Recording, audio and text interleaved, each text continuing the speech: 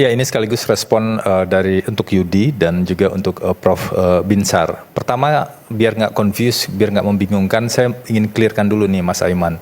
Jadi di Polri dan di Kejaksaan itu ada 3 sprindik, 3 surat perintah penyidikan. Satu terkait dengan batu bara, yang kedua terkait dengan Krakatau Steel, yang ketiga terkait dengan Asabri. Yang ditingkatkan status jadi tersangka 1 sprindik. Jadi bukan 3. Pak FA itu bukan tersangka di ketiga-tiga sprindik itu. Pak FA tersangka di sprindik terkait dengan Asabri. Kalau yang batubara sama Krakatau Steel menurut kami ya ini masih jauh sekali karena auditnya juga belum jalan. Nah, untuk isu yang ketiga, saya terima kasih sekali saran dari Prof. Binsar tadi untuk mengatakan kalau betul Pak FA tidak tinggal di sana sejak 2008, apa buktinya? Tentu kami sudah punya bukti itu, Prof. Misalnya contoh sederhana adalah di 2008 itu dengan mudah bisa dibuktikan Pak FA itu tugas pindah ke Langkat atau ke daerah di Sumatera dan memang bertugas di sana. Tinggal di sana menjalankan tugas dengan segala record yang ada di sana. Itu tentu bisa dibuktikan. Tapi saya ingin masuk lebih jauh tadi agar kita betul-betul bisa memahami soal pencucian uang. Ini sekali lagi ini menurut pendapat saya ya, Prof. Pertama harus clear dulu pencucian uang itu kan ada 3 deliknya. 1 aktif, yang kedua pasif, yang ketiga menyamarkan.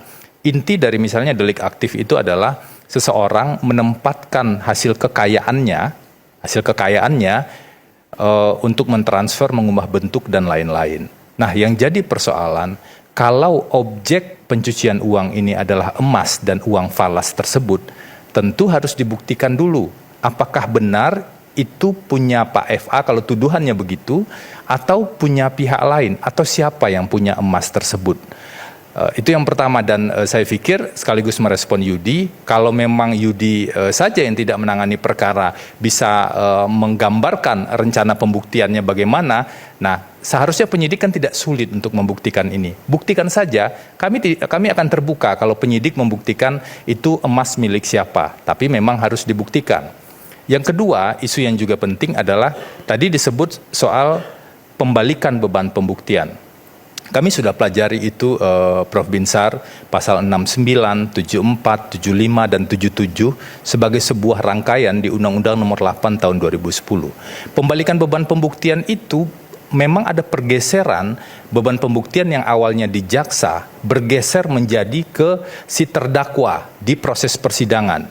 Tapi apakah terdakwa membuktikan semua unsur?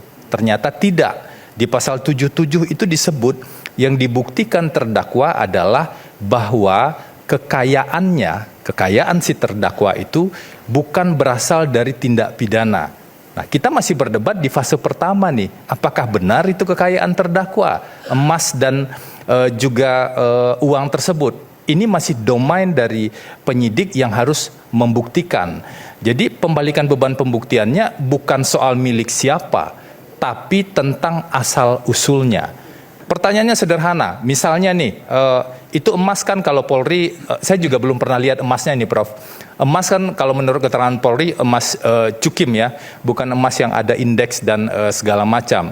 Itu kan harus diidentifikasi dulu, dapatnya emas atau berubahnya emas itu kapan. Kemudian ada uang falas yang kita lihat secara umum di televisi. Kita juga mendengar FBI kerjasama dengan penyidik untuk mengidentifikasi itu uang diterbitkan kapan. Pertanyaannya, kalau ternyata ditemukan uang itu diterbitkan bukan di tahun 2008, 2009, 2010, atau 2020, tetapi baru saja diterbitkan, tentu jadi pertanyaan, kapan perolehan uang itu? Diperoleh dari apa? Apakah dari hasil kejahatan, dari hasil bisnis, dan siapa yang mengerjakan itu? Nah, menurut kami, sekali lagi ini menurut kami, karena di Kejaksaan juga belum pernah menjelaskan ini, menurut kami terlalu banyak bolong-bolong dalam proses pembuktian yang belum clear sampai dengan saat ini. Dan kami juga menyerahkan sepenuhnya kalau betul kejaksaan atau penyidik punya bukti emas itu milik siapa, ya silahkan dibuktikan saja. Dengan senang hati kami akan membuktikan itu. Poin terakhir yang perlu saya respon begini. Betul yang disampaikan Prof. Binsar, ada pasal 69 Undang-Undang 8 2010. Pasal 69 itu bunyinya begini, dalam melakukan penanganan perkara pencucian uang tidak wajib dibuktikan terlebih dahulu tindak pidana asalnya. Itu benar, kita sama-sama, semua orang bisa membaca, semua sarjana hukum dan profesi hukum bisa membaca itu. Ada putusan Mahkamah Konstitusi yang bilang begini, menafsirkan pasal 69 ini. Intinya begini, dalam melakukan penyidikan atau penanganan perkara TPPU, memang tidak wajib dibuktikan terlebih dahulu tindak pidana asalnya, dalam artian tidak perlu menunggu putusan pengadilan yang berkekuatan hukum tetap. Betul Prof, ada putusan itu. Tapi ada dua putusan Mahkamah Konstitusi yang lain yang mengatakan kurang lebih begini, prosesnya harus penyidikan tindak pidana asal dulu. Misalnya korupsi, penyidikan tindak pidana korupsi dulu, ketika dalam penyidikan tindak pidana korupsi ditemukan bukti pencucian uang, barulah dilakukan penyidikan tindak pidana pencucian uang dan kemudian bisa digabung. Dasar hukumnya apa? Dasar hukumnya di penjelasan pasal 74 Undang-Undang 8 2010. Oleh karena itulah kami dari awal sudah keberatan. Keberatan kami adalah semua surat perintah penyidikan itu, baik yang di polisi ataupun yang di jaksa, itu sudah secara langsung mengatakan penyidikan ini adalah untuk tindak pidana korupsi dan pencucian uang. Karena itulah pondasi utama argumentasi kami untuk mengatakan surat perintah penyidikan dan penetapan tersangka itu tidak sah, melanggar Undang-Undang 8 2010, karena langsung digabung. Kapan penyidikan tindak pidana asalnya? Kalau di satu sprindik diterbitkan langsung korupsi dan pencucian uang. Tapi sekali lagi ini menurut kami, dasar hukum kami adalah pasal 69, 74, 75 dibaca dalam satu rangkaian secara sistematis yang kemudian ditafsirkan oleh Mahkamah Konstitusi setidaknya di 3 putusan Mahkamah Konstitusi. Apakah ada jurisprudensinya? Kami sudah temukan jurisprudensi di tingkat Mahkamah Agung. Ada salah satu putusan kasasi di kasus pencucian uang. Pencucian uangnya tidak memproses mendakwa terlebih dahulu pidana asalnya. Di tingkat pengadilan pertama itu divonis bersalah, Prof. Di tingkat pengadilan tinggi divonis bersalah atas pencucian uang.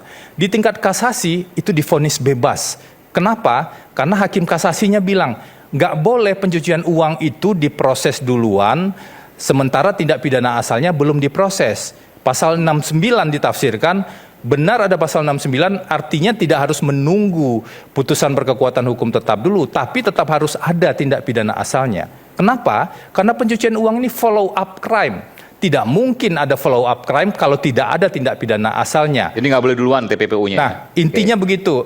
Poin kami adalah, oke, kita bisa berdebat dan diskusi lebih panjang soal bukti-buktinya, tapi kalau penyidikan itu prosesnya bolong, banyak sekali bolongnya, tergesa-gesa, tentu kita bertanya, apa yang dipaksakan dalam proses penyidikan ini? Apa yang dipaksakan sampai harus buru-buru menersangkakan Pak FA?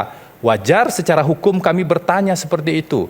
Makanya kami ajukan ke pra-peradilan dan kami ketemu ada 30 dugaan pelanggaran hukum acara dan juga prinsip due process of law, menurut kami ya Prof ya, 30 dugaan pelanggaran dan prinsip pelanggaran konsep due process of law dalam penanganan perkara ini. Apakah itu mau dibiarkan saja atas nama misalnya semangat pemberantasan korupsi, kita semua semangat untuk pemberantasan korupsi, tapi kalau prosesnya bolong-bolong, apa yang harus diharapkan?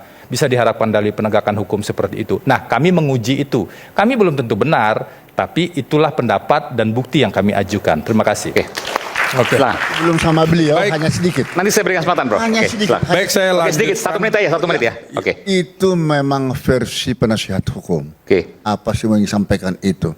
Tapi Pak Febri tadi sudah mengiyakan benar lebih dahulu tanpa harus diperiksa pun predikat crime tidak menjadi masalah. Dan itu memang dasar hukum sudah ada 69 dan putusan MK 77, bahkan jurisprudensi Mahkamah Agung 116 yang sudah mengadili kasus-kasus tanpa harus memeriksa dulu predikat crime. Oh, ada sebenarnya, bisa? Ada, bisa sekali. Itu praktek dalam sehari-hari, ya. Jadi itu versi beliau wajar. Oke. Kalau mengatakan tadi itu mereka lagi mencoba menganalisis. Jadi hanya dengan TPPU yang diajukan terlebih dahulu, semua akan terungkap. Semua bisa terungkap karena barang sudah ada. Kalau pokok pidananya dulu, ini misalnya soal apa nih pokok Itu pidana? bisa melarikan diri dan ada banyak kesulitan-kesulitan untuk menghadirkan berbagai saksi. Itu Banyak akan kabur nanti Ya, bisa kasus-kasusnya, kabur. data-data, fakta-faktanya. Ya, demikian. Oke, baik. Baik, terima kasih.